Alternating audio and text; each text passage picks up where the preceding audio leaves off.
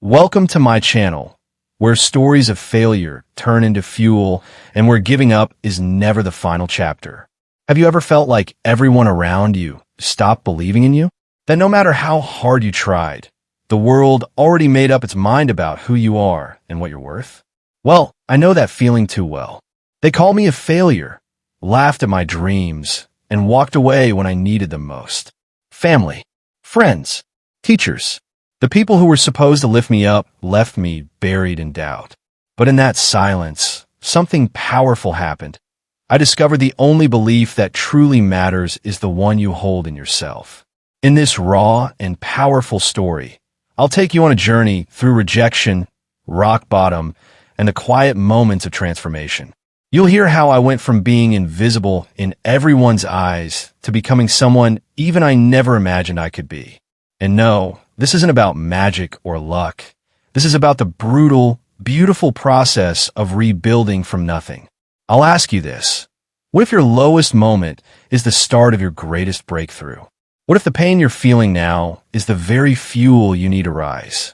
Get ready for a story that's real, emotional, and filled with moments that might just sound like your own life. Stick around, because by the end, you won't just be watching someone else's journey. You'll be ready to start your own. This isn't just motivation. This is proof that even when everyone gives up on you, you can still believe in yourself, and that's more than enough. So grab a seat, turn up the volume, and let's begin this unforgettable story together. Don't forget to like, comment, and subscribe because this is just the beginning of a journey we'll take together. They all said I wouldn't make it. Family, teachers, even my closest friends. They looked at me with pity, shook their heads gently, and whispered things they thought I couldn't hear. He's not going anywhere in life, one uncle said during dinner while I was sitting right there. My grades were terrible, my confidence shattered, and I had nothing going for me except the weight of everyone's disappointment pressing down on my chest. I used to walk with my head down, not from shame, but from the heaviness of constantly trying to live up to expectations I never even set for myself. Every time I tried to prove myself, I ended up stumbling harder, and their eyes confirmed what I feared. They didn't believe in me anymore. What hurt most wasn't their words, but their silence. They stopped asking about my plans, stopped offering advice, stopped caring. I became invisible in the eyes of people who once hugged me with pride. And maybe that's when something inside me snapped. Not in anger, not in sadness, but in pure, silent determination. If nobody else believed in me, then I'd have to do it myself.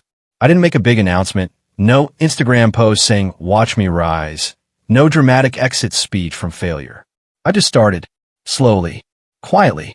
I woke up earlier than usual one morning, made a list of things I hated about my life, and then another list of things I could do about it. It wasn't fancy, it wasn't deep, but it was mine. And that was the first time I felt in control in a very long time. I started going for long walks to clear my head, and during one of those walks, I heard a man laughing at a video on his phone.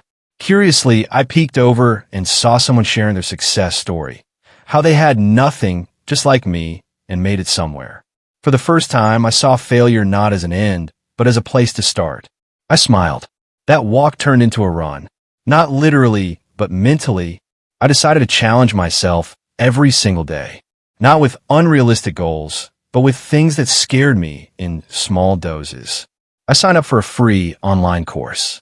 The first module took me hours because I had no focus, but I completed it.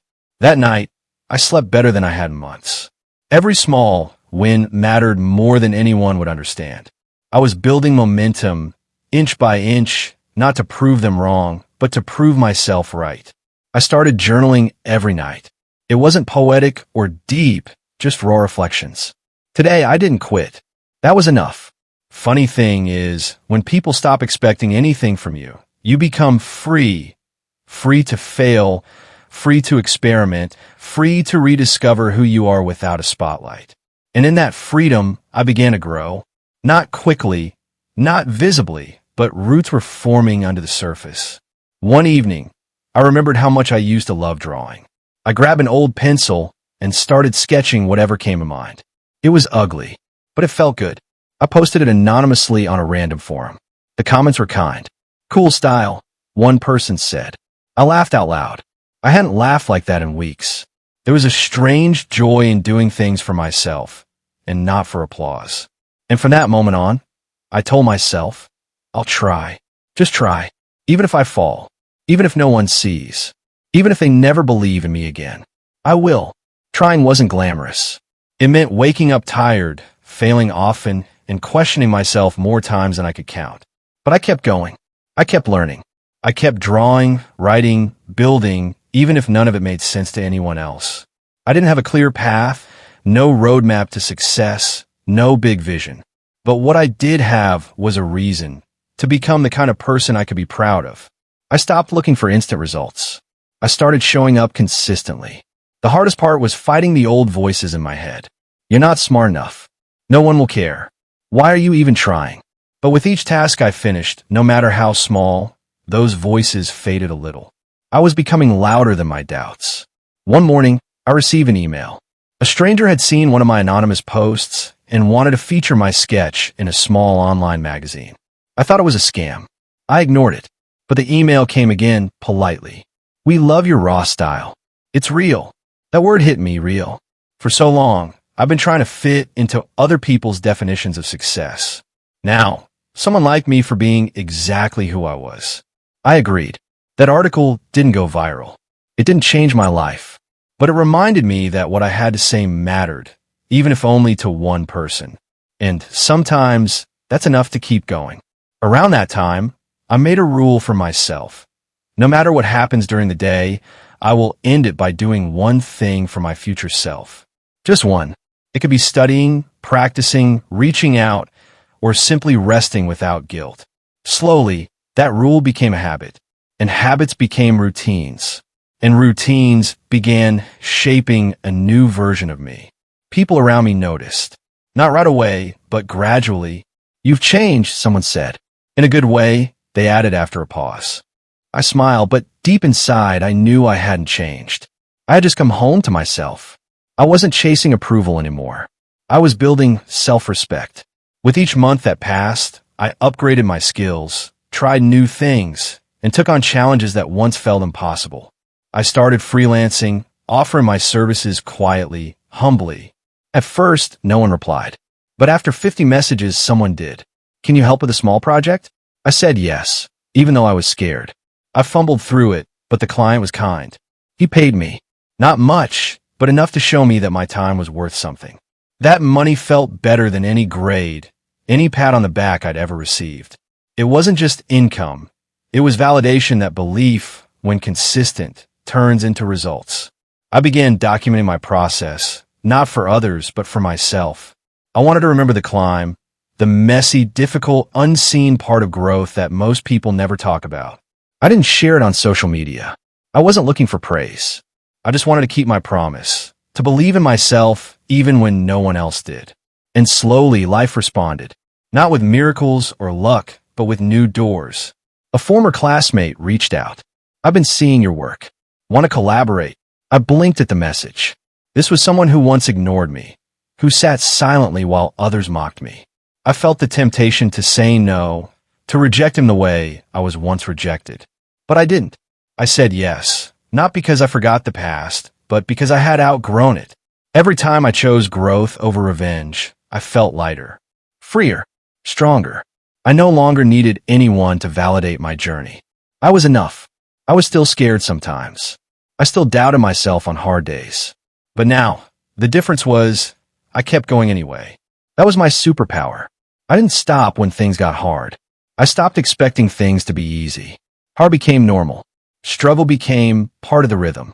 But now, I saw it differently, not as a sign that I was failing, but as proof that I was growing.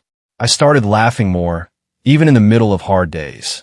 I learned to enjoy my own company, to find peace in small things like brewing coffee in silence or watching the sunrise before the world woke up. There's a kind of joy in rebuilding yourself when no one is watching. I stopped waiting for motivation and built discipline. On days when I felt like doing nothing, I did just a little.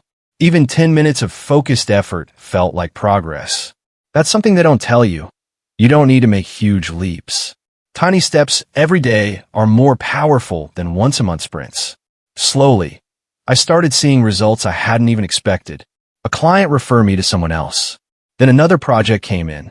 I began earning enough to support myself. It wasn't much, but it was mine.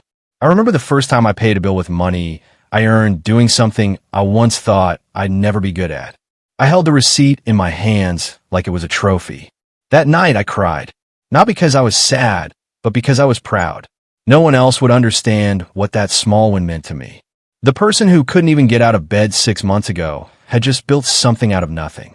But it wasn't just about money. It was about reclaiming my identity, about knowing, finally, that I didn't need the world's approval to feel worthy. I started mentoring others quietly. Not as a coach, not as a guru, just as someone who had been through the dark and come out stronger. I replied to anonymous messages on forums, encouraged struggling artists, and shared lessons I had learned. One of the most important ones was this: rock bottom isn't the end. It's a foundation. Once you accept that, fear starts losing its grip. One day, I walked past a group of people from my past. They didn't recognize me at first. Not because I looked different, but because I was different. I stood taller. I smiled freely.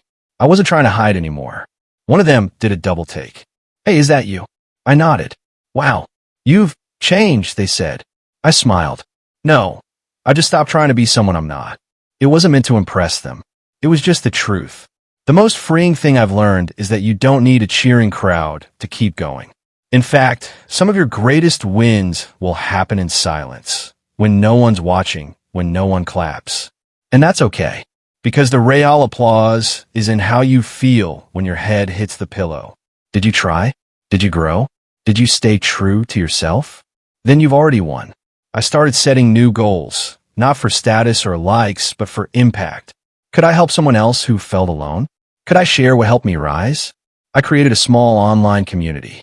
At first, only 2 people joined, then 5, then 20. We shared struggles, wins, and daily intentions. No judgment, just growth. It became a space for the broken to rebuild together. And every time someone messaged me, saying, "Your story helped me," I felt like all those lonely nights, all those invisible battles were worth it. Funny thing is, when you start believing in yourself, the world eventually starts to believe too. But by then, you don't need it. You've already learned to clap for yourself. And that, right there, is the beginning of real freedom. The more I grew, the more I realized that success was never about proving people wrong. It was about proving to myself that I was capable of becoming someone I could believe in. I no longer chased validation. I chased growth.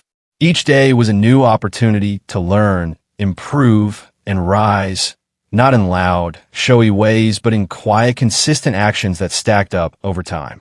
I began reading books again, not to finish them quickly, but to absorb the lessons. I took notes, reflected, and started applying what I learned. Books became my mentors. They showed me I wasn't alone, that many people had been in the pit and climbed out.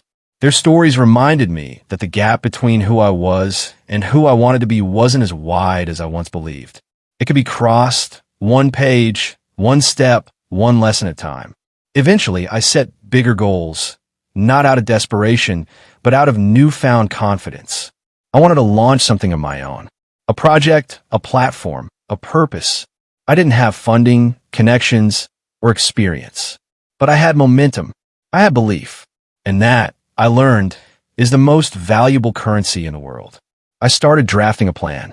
It was messy, full of scribbles, edits, crossed out ideas. But it was mine. Each day, I chipped away at it, building something real from the pieces of my past.